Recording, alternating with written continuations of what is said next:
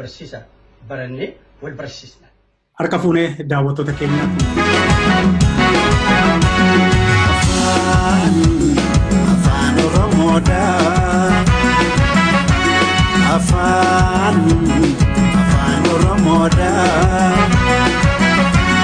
Awwaalamuutiiti itti saachimadhaa tola kuinta'u caayaan saawudhaadha. Afaan Oromoodhaa. Afaan Abbaakiyaa, Afaan Aadaatiyaa, Afaan Oromiyaa. Abbaachissaa jennee afaanuma keenyaan katabnee dubbifnaa. Afaan Oromootiin barannee guuttannaa. Afaan fiicamsanii aadaa fi dagaagsuun barruu fi jechuutaan walaluun gabbisuun geerarraa makuusan walii yaadachiisuun. Midhaa qophii Oromoo Diijitaal Maltiimiidiyaa keenya keessatti har'a keessummaa haaraa takkaa fuula miidiyaa kootti mul'atee hin beekneen sin agarsiisa. Keessummaan koo har'aa qubee haaraa uumuudhaan nama beekamu kan maqaan qubee bilisummaa afaan Oromoo jedhu kalaqeeraa jechuudhaan nama dubbatu tokko argadheen toorarraa qabaa. Nama kanaa wajjiniin gaaffiif deebii haala qubeen kun itti uumame innis eenyu akka inni ta'ee fi haala hojiirra oolmaa inni qubee kanarratti abjootaa jiru ilaalchisee gaaffiif deebii walii wajjin gochuudhaaf toorarraan qabaa.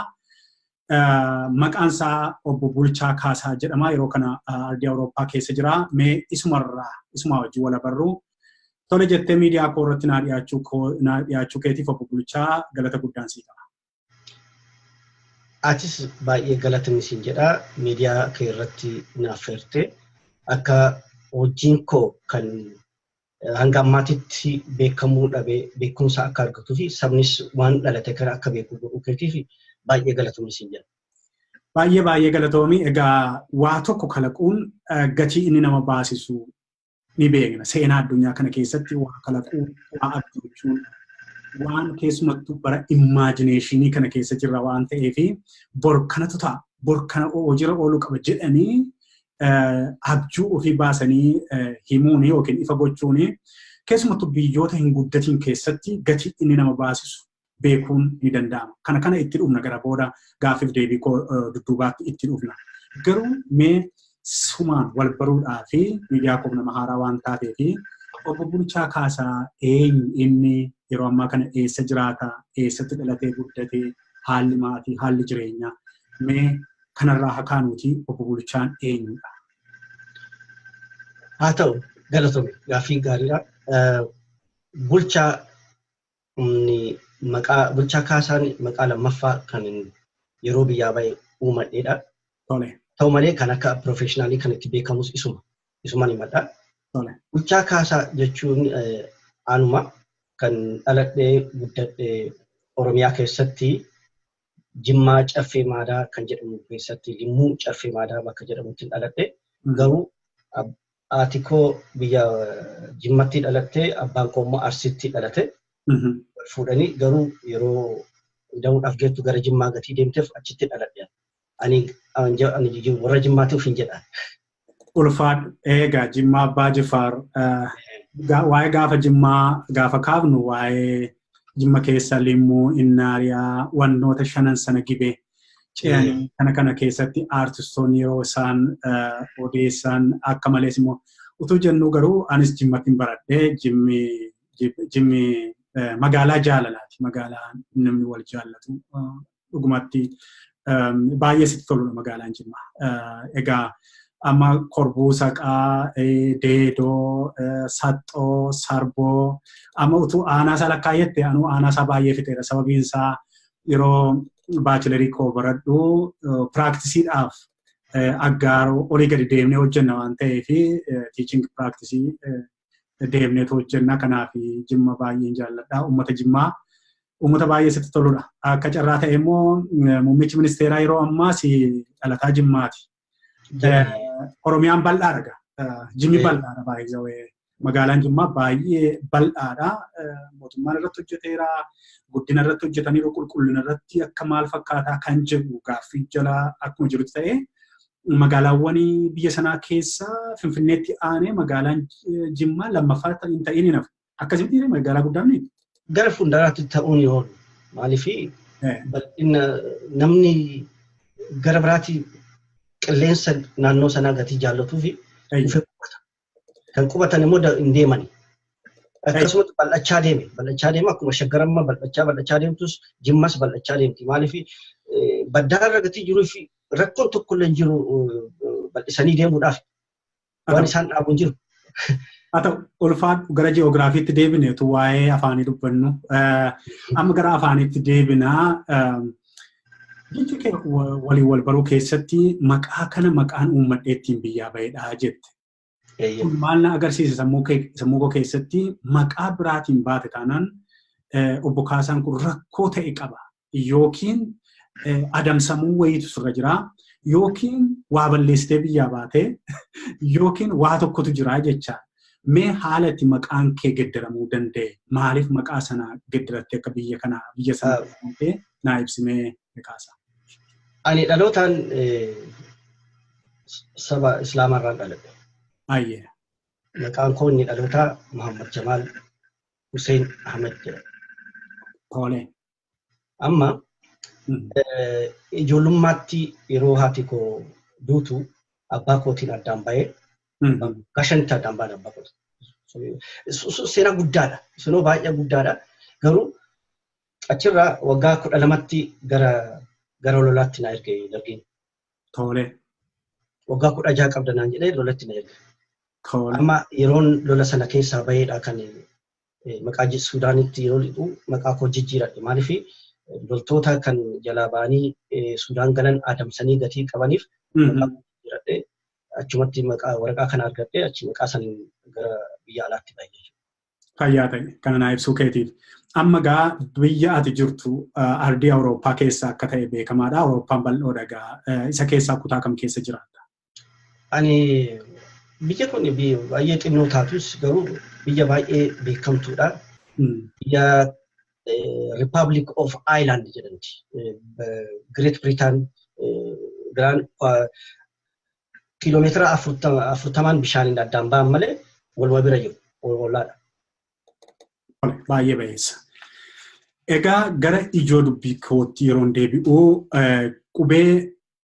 seenaa qubee keessatti qubee hin barsiifna akka barsiisaa afaanitti nan barsiisaanii biyya keenya keessa yeroo jira turetti ammallee akka kana aksesiinsa bal'atee barattoota baay'ee argannee hin barsiifnu waa tokko onlaayiniin yaalaa jirra. Haa ta'u malee seenaa qubee keessatti yeroo baay'ee yeroo kaafnu namoota qubee kalaqan yaadanna. Namoota qubee kalaqan keessaa immoo yeroo baay'ee kan nuti ajaa'ibsiifannu mana barumsaatti Sheek Bakrii Saphaalooti.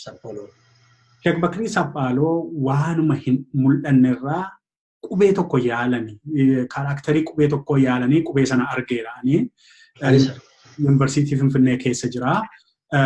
Isaan immoo kitaaba tokko barreessaniiru. Sheek Bakriin maqaan kitaaba sanaa Sheeldaa jedha. Sheeldaan suni yuunivarsiitii Finfinnee keessa jira peejii xiqqoodha. Garuu gangashinee ilaalla ijoolleen afaanii achitti beekneen dubbifnu waan ta'eef. Garuu hayyuu keenyatu saayintistii keenyatu kalaqe kan jennuuni namoota argisiifna. Irraas hin barsiifna jechaadha. Koorsii Survey of Oromoo Literature kan jedhu koorsii kenninuu qabna turre. Koorsii sana keessatti kan kennaa ture ani mataan koo yuunivarsiitii irratti ijoollee giraajuweetii, andirgiraajuweetii fa'iif jechaa kooti. Isarraa dhufnee immoo seenaa qubee keessatti namoota qubee saabaatiin afaan Oromoo jijjiiruu yaalan keessaa Onesmoos Nesibii fi Aster Gannoofaa ilaalla. Isaan immoo qubeedhuma warra saabaa yookiin kan warra Habashoota jedhamu sanaa saabiyaan iskiriiptii sanaa fudhataniitu ittiin macaafa qulqulluu kitaaba qulqulluu gara afaan Oromootti hiikani. Ergasii booda immoo gara waggoota dheeraan booda immoo eenyufaatu dhalate gara qubee laatiniitti namoota akka Dr. Muhammad Rashidii fi warra akka Dr. Hayilee Fidaafaatu isaan kun immoo yaalanii laatiin iskiriptii irraa qubee amma hundi keenya gargaaramaa jirru. Kan ammoo dhufee sana keessatti keessumattuu gara barumsaaf warri deeman warra akka Dooktar Hayilee Fidaa lingustoota isaan naannoo sana jiranii wajjiniin qubee kitaaballee ittiin barreessaniiru. Kitaabni sun jira. Egaa san dheeraa qaba waa'ee Survey of Oromoo Literature yoo wannu jenne. Ergasii gaa hamma ammaatti afaan Oromoo qubee laatinirraa madaksee jechuu hin dandeenya. Maaliif addaabti godhate malee amma akkuma amma faranjiin mataansaa afaan Ingilizii dubbanne yoo ta'e biyya kana keessatti qubee mataa isheetiin qabdu. Qubee laatinii sanarraa fidatteeti hojjetattee wanna hojjette baay'een namoota addunyaa kana keessa afaanonni baay'een natti fakkaata laatinii kanarraa wanna hojjetan. Egaa ati immoo lakkisuun hin ta'u afaan Oromootii fi afaan Oromoo qubee mataa ofii qabaachuu qabaa kan jedhu qubee bilisummaa afaan Oromoo jettee. Egaa daawwattoota keenya qubee obbo Kaasaan yookiin Mahammad kalaqee kunoo asirratti toora iskiriinii koo kana keessatti sin argisiisaan deemaa tokko tokkooni duukaa bu'aatiin ilaalaa. Egaa qubee kana gaaf tokkoffaa maqaasaa eessarraa kaateetti moggaaste obbo Bulchootuu gara kalaqaasaatti hin eegin maqaa kana maaliif laatteef maaliif qubee bilisummaa afaan Oromoo jette qubee uumte kana? Well, ani yeruma Oromoon afaan Oromootiin barachuu jalqabde sana kan fidanii liqeessanii itti kennan natti dhaga'ama. Maali? Amma yoo qubee Oromoon sabni tokko sabni guddaan kan afaan isaa qabu aadaa isaa qabu akkamitti qubee kan isaa kan ta'e qabaachuu dhaba kan jedhurraa kan ka'e yoo nuti bilisa baane boru afaan keenyas wajjin bilisa ba'a. Kanaaf qubeen kun bilisummaa jedhamu qaba jedheetan itti moggaasa. Baay'ee baay'eessa. Egaa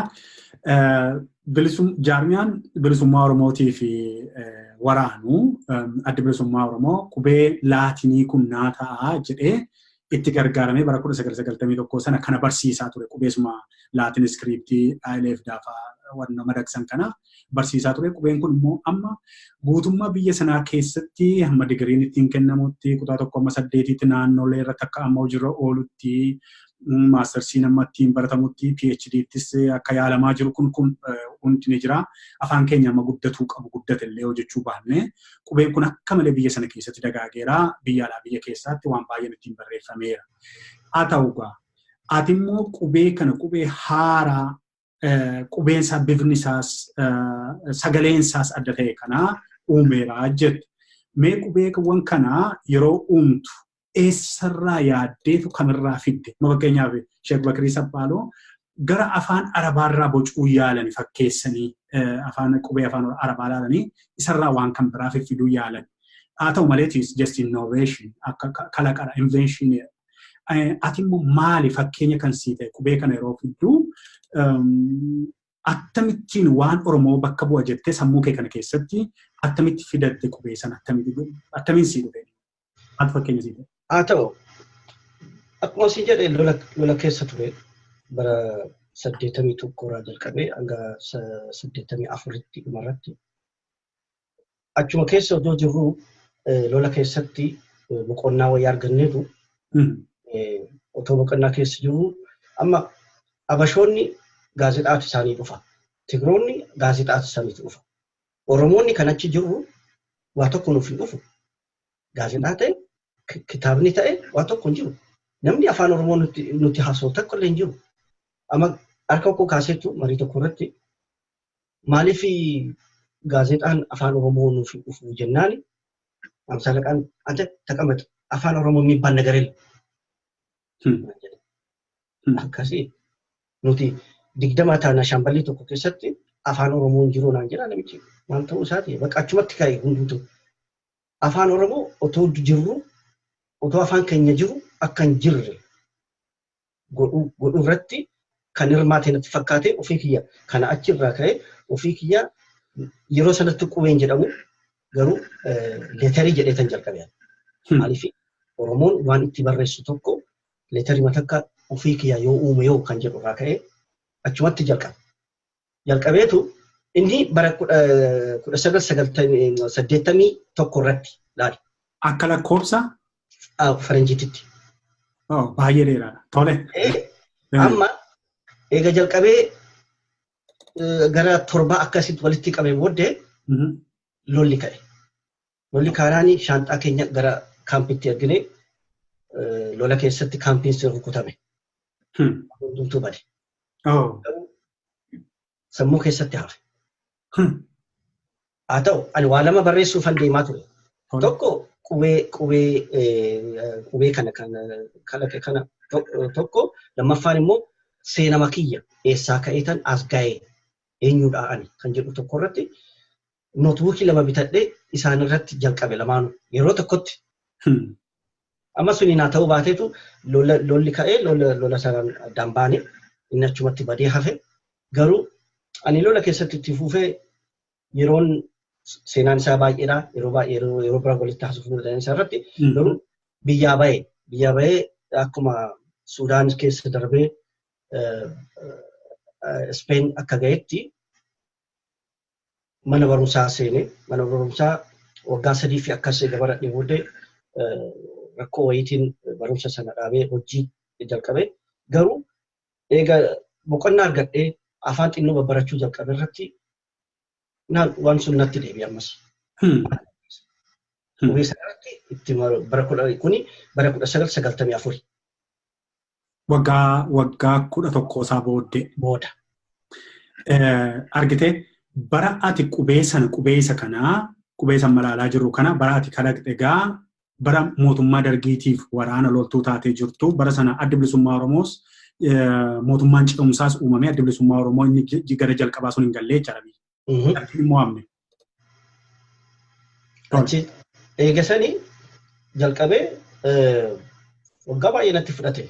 Walitti qabuun isaa akkamitti akka barreeffamu akka qabu, akkamitti akka dubbifamu akka qabu, akkamitti sabaa dhiyaachuu akka qabu, jireenya wajjin walitti qabee waggaa 12 guutuu irratti hojjete. Ajaa'ibaadha. Tole. Qubee ati uumte kun qubee bilisummaa afaan Oromoo ati uume jettu kuni dubbachiiftuu fi dubbifamaa yookaan akkuma afaan Ingilizii keessatti vowels and consonants jedhamu kana ni qabaataa jira? Qaba.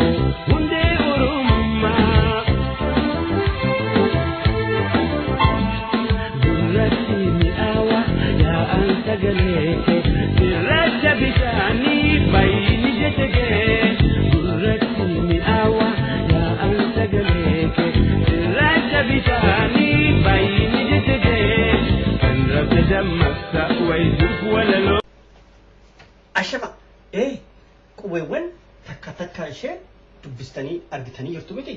Achirraa immoo qubeen kunis akka qubeewwan cimdii kan jedhaman sanas qaba. Kunoo asirratti barreesse dhaa asirra jirti, caanis jirti, shaanis jirti, dhaanis jirti, nyaanis jirti, akkasumas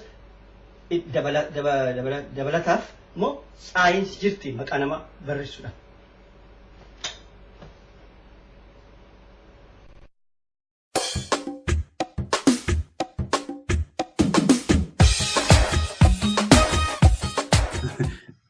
Vowelsiin isaa qubee meeqa yookiin dubbachiiftuun isaa qubee meeqadha? Dubbifamaan 28. Tole. Dubbachiiftuun 12. Dubbachiiftuun 12. Yaa. Waan ajaa'ibaati. Qubee dubbachiiftuun addunyaa kana keessaa kan ammaati ilaaltetti kan 12 ta'e jira fakkeenyaaf kan afaan Ingilizii 5. Hin jiru. Kunis waan ajaa'ibaadha. Maaliifi kan kun sirriitti itti ilaalame akka afaan kee kana akka feetitti rakkina tokko malee barreessuu akka dandeettu si gargaara. Tole. Amma qubee dachaa qubee cindii kan jedhan kana hunduu keessa hin jiru. Hin barbaachisu. Hin jiru. Hin jiru. Shaan jirti, caan jirti, tsaan jirti, waan feete hundumtuu jira achi keessa. Kanaafuu hin barbaachisu. Sun hunduu irraa haqamee kan sana godhu akka dheeratu, akka gabaabbatu, akka laafu kan godhu dubbachiistuuwwan.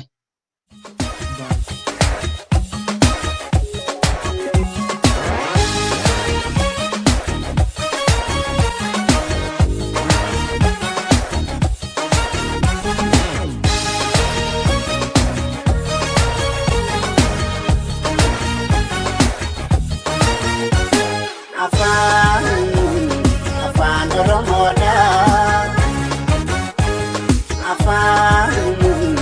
Afaan Oromoo Wala mutete kitisaji mada koda kuintau cahaya saudara Afaan Oromoo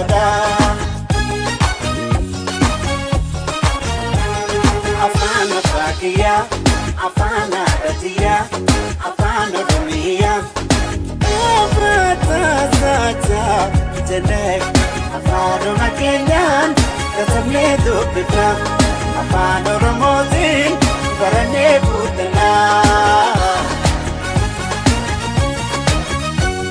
Afaan Natonisa Saruka Hiddati Lokoto Lengabu Ya Jalanati Botina Alaga Onsisa Sabati Ilmana Basibnu Itahe Gereti Botina Alaga Onsisa Sabati Ilmana Basibnu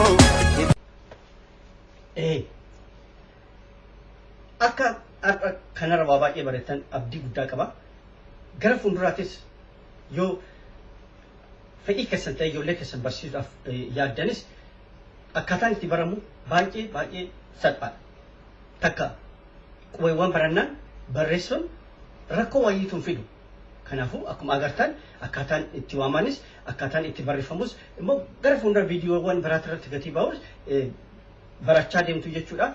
Gatii har'a dhaggeeffatan kan wajjin barannee fi baay'ee galatamaa isiniin jedha. Nagaa inni irraanfatina baradhaa wal barsiisa.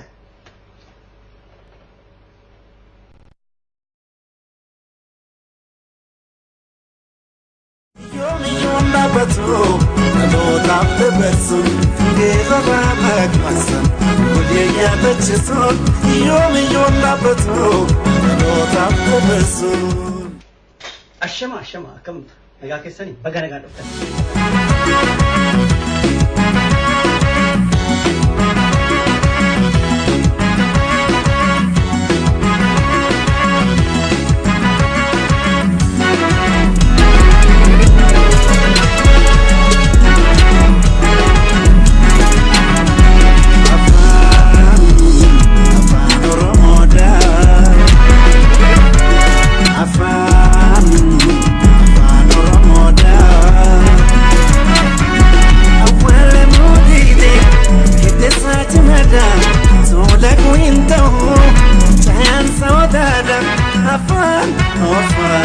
Afaan Oromoo